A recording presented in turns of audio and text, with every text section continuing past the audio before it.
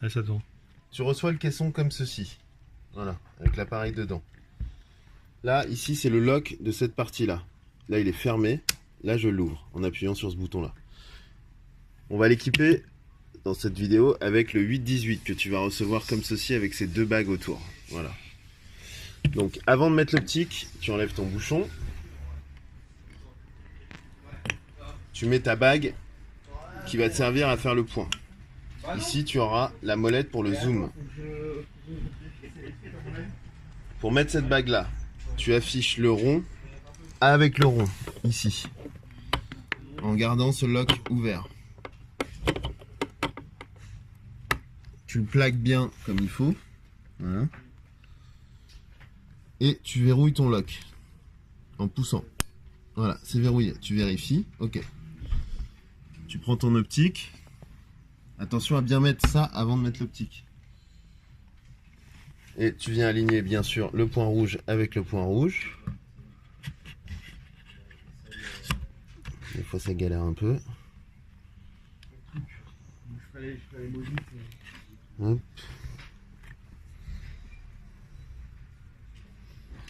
Hop. Voilà, avec le clic. Ensuite, viens par au-dessus. Tu vérifies que ton point ici fonctionne en enlevant ton bouchon. Voilà.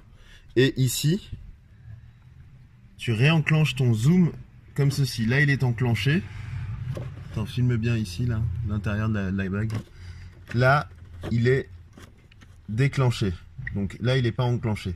Il faut bien que ce petit bitonio là que tu vois vienne se mettre là. Et là, tu as le zoom. Et tu peux le vérifier en voyant que ça monte et que ça descend. Voilà. Ok, ensuite, on met le dôme. Pareil. Le point qui s'aligne là pour le coup avec le trait pour pouvoir l'enficher. Comme ceci. Et ensuite, il faut faire attention de ce côté-là à déloquer.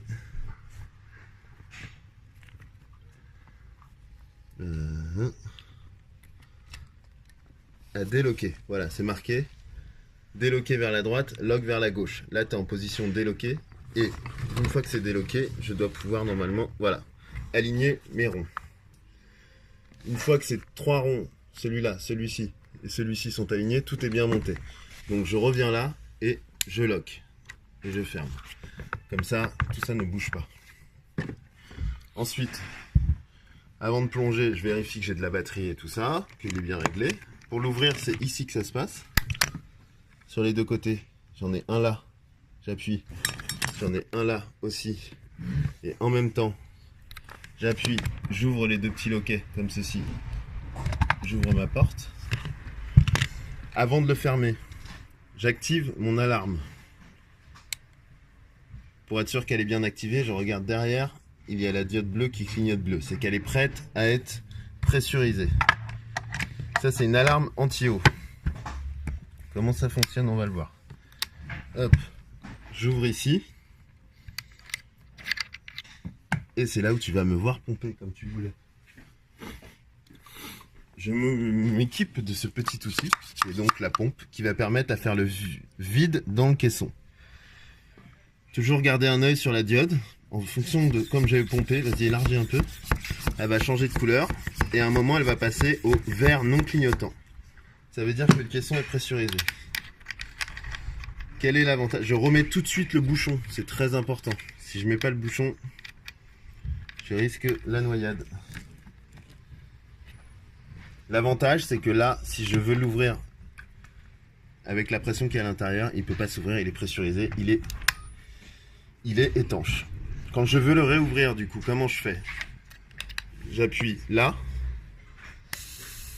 je laisse l'air rentrer, je vais voir ma diode qui se met à clignoter, puis qui clignote rouge. Quand elle clignote rouge, c'est qu'il est dépressurisé.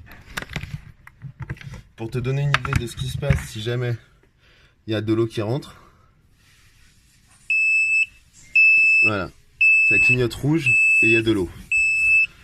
Si je veux la réamorcer et l'annuler, un coup d'interrupteur, off, on. Voilà. Et là, elle est reprête à être pompée. Là, tu peux couper. Bon. Donc, comment connecter ton écran? Tu as cette connectique qui est donc reliée à l'écran qui n'est pas là aujourd'hui, que j'aurai demain, mais que je ne peux pas te montrer, qui vient se brancher ici, en dévissant ici.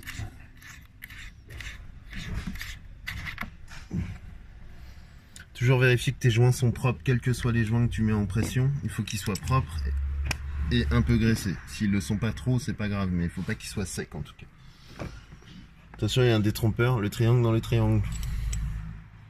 C'est très fragile. Oui, c'est très très fragile.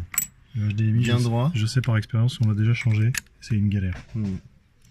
Bien droit dans l'axe. Et je pousse jusqu'à temps qu'ici ça se plaque et tout de suite je visse. Voilà. Une fois que ça s'est vissé, c'est prêt.